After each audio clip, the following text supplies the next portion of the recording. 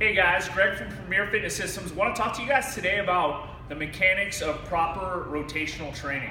A lot of times what I see is guys cheating because one, they don't understand what they should be trying to do, or two, they lack the ability to use proper mechanics, and as a result, they compensate, transfers into a bad golf swing, transfers into injuries that could be prevented from proper training. So one of the things I see a lot of times, give you a few examples, is people do like a rotational row on here.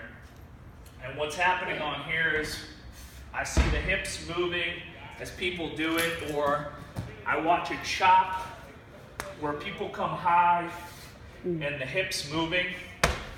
Well, one of the principles that we use as far as our training here at Premier Fitness Systems is disassociation. So what does that mean? Basically, what I want to do is lock down one part of my body so another part of my body is working properly. So for example, on something like a split stance lunge with a row for rotational power, I want to lock down my lower body, which means when I set up in a row and I'm moving, my lower body should be stable.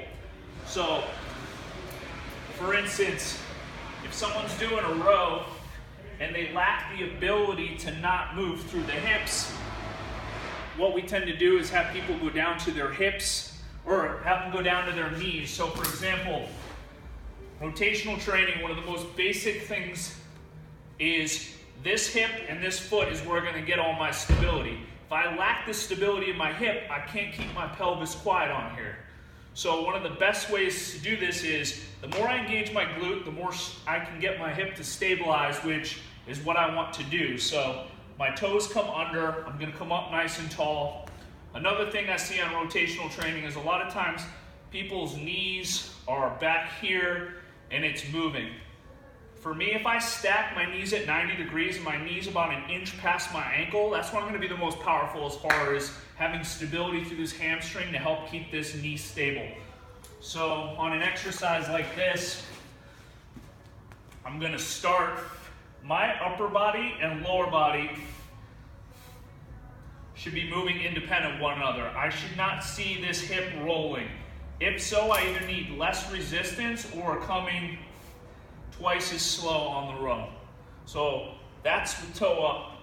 If I feel like I want to make it a little bit more challenging, what I can start to do is either put the foot down, which forces my hip to do more stable or more stability work, or I can do something like pick the foot up. Once again, adds difficulty, which is going to help this hip flexor become more stable, so when I come to a standing position, I have the ability to keep my lower body locked down. So basic progression is starting with toe. I want to make it a little more challenging. I can either bring foot down or I can bring the foot up, get a little more hamstring, as well as make the stability a little bit harder. And then I'm going to come to a standing position, and that's when I can start to, same thing, come into something where I'm going to a single leg, trying to keep my lower body. Same thing with the chop. If I'm working on that position, want that knee 1 inch past the ankle, my glutes are tucked under. When I'm throwing the ball, my belt buckle should be facing straight ahead of me. I should not be rolling at the bottom. My goal on this is to lock down the pelvis and force all the rotation in the obliques and the upper body. So for me, locking down the pelvis is key. The only way I'm going to do that is really engaging this glute. So chin stays tucked. I want to keep the rib cage neutral, coming top shelf, bouncing it across my body. Same thing, I want to make it a little more challenging on my hips. I can come to a foot down position. I can raise the foot, engage the glute, force the hamstring to work a little bit more. Or I can start to come to a chop where I'm standing, trying to keep that lower body nice and stable, just moving the upper body. But as you can see, most people cheat and are unaware that they should be locking down the lower body. So for you, it's putting yourself in a situation where you check your ego, not making it look cool, but putting performance first, and start to really nail down the proper stability mechanics.